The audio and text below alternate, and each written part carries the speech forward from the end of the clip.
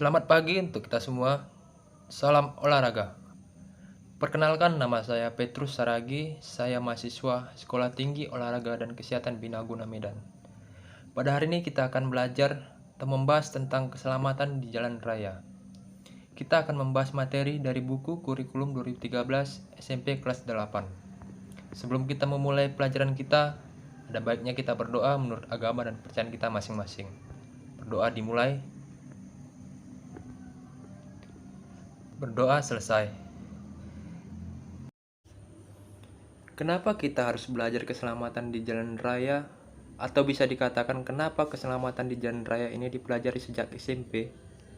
Karena materi ini sangat berguna sekali untuk kehidupan kita semua. Kalau dilihat dari laporan kepolisian, keselamatan di jalan raya pada saat-saat ini tidak diperhatikan oleh masyarakat. Banyak sekali masyarakat kita menyeberang jalan tidak pada tempat penyeberangan untuk pejalan kaki.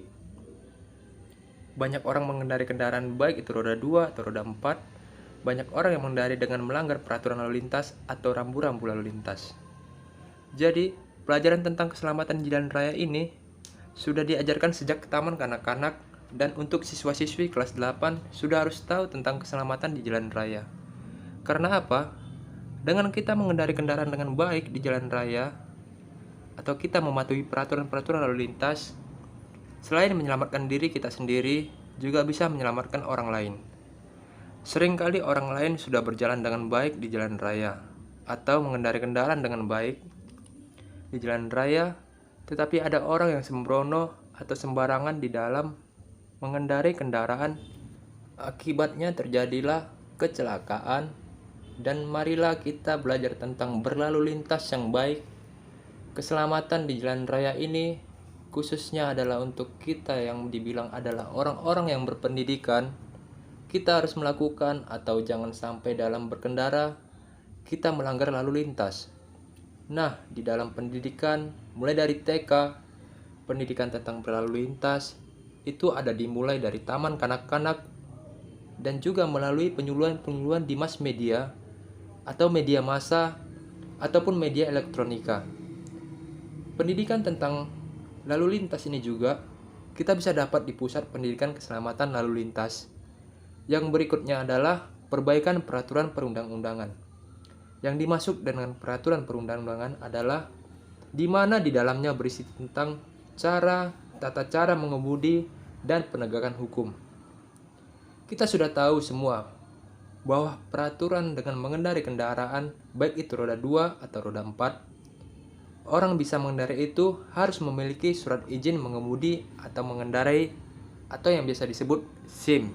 Dan batas usia berapa orang harus bisa memiliki SIM itu kalau di Indonesia berumur 17 tahun, dia udah bisa memiliki SIM.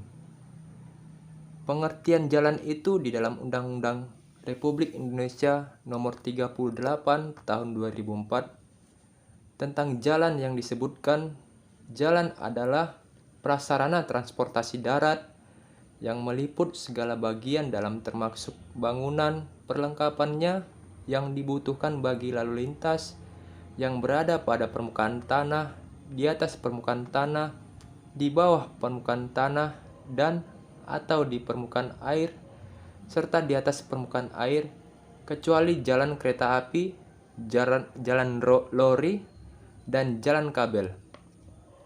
Jadi, undang-undangnya jelas, ada tentang pengertian jalan ini. Nah, tentang pengertian jalan raya itu adalah jalan utama yang menghubungkan satu kawasan dengan kawasan lainnya. Biasanya, jalanan besar ini mempunyai ciri-ciri sebagai berikut.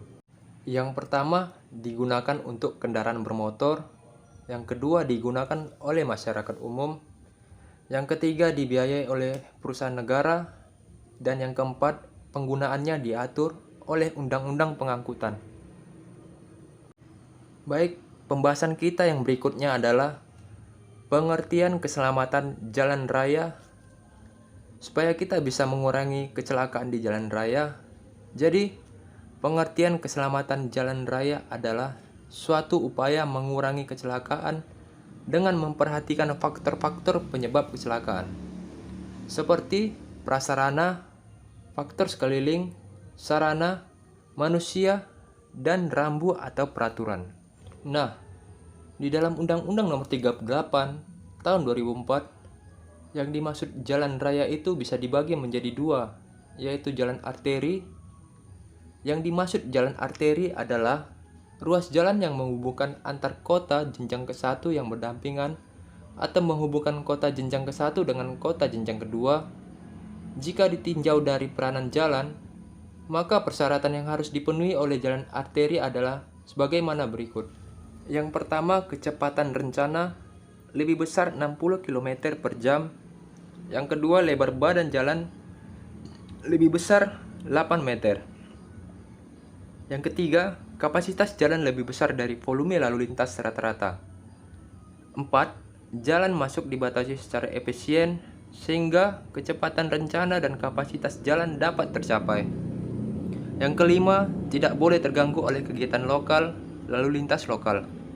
Dan yang keenam, jalan primer tidak terputus walaupun memasuki kota. Yang berikut ada jalan arteri sekunder.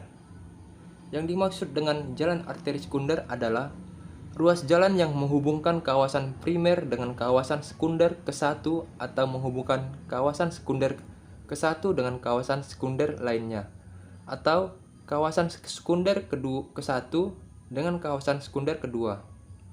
Jika ditinjau dari peranan jalan, maka persyaratan yang harus dipenuhi oleh jalan arteri sekunder adalah sebagai berikut. Yang pertama, kecepatan rencana lebih besar 30 km per jam. Yang kedua, lebar jalan 8 meter. Yang ketiga, kapasitas jalan lebih besar atau sama dari volume lalu lintas rata-rata. Dan yang keempat, tidak boleh diganggu oleh lalu lintas lambat. Nah, yang kedua, ada jalan kolektor. Yang pertama tadi ada jalan arteri dan ini jalan kolektor. Nah, jalan kolektor ini terbagi menjadi dua. Yang pertama, jalan kolektor primer.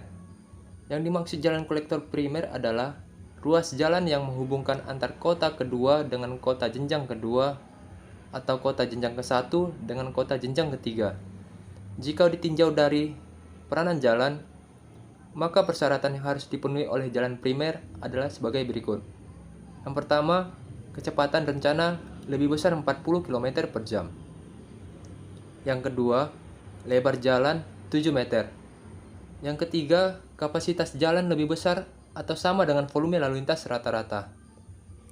Yang keempat, jalan masuk dibatasi secara efisien sehingga kecepatan rencana dan kapasitas jalan tidak terganggu. Yang kelima, tidak boleh terganggu oleh kegiatan lokal lalu lintas lokal. Dan yang keenam, jalan kolektor primer tidak terputus walaupun memasuki daerah kota. Yang berikut jalan kolektor sekunder. Jalan kolektor sekunder adalah ruas jalan yang menghubungkan kawasan sekunder kedua dengan kawasan sekunder lainnya, atau menghubungkan kawasan sekunder kedua dengan kawasan sekunder ketiga. Jika ditinjau dari peranan jalan, maka persyaratan yang harus dipenuhi oleh jalan kolektor sekunder adalah: pertama, kecepatan rencana 20 km per jam. Yang kedua, lebar jalan lebih besar 7 meter. Yang ketiga, jalan lokal. Ada jalan lokal primer.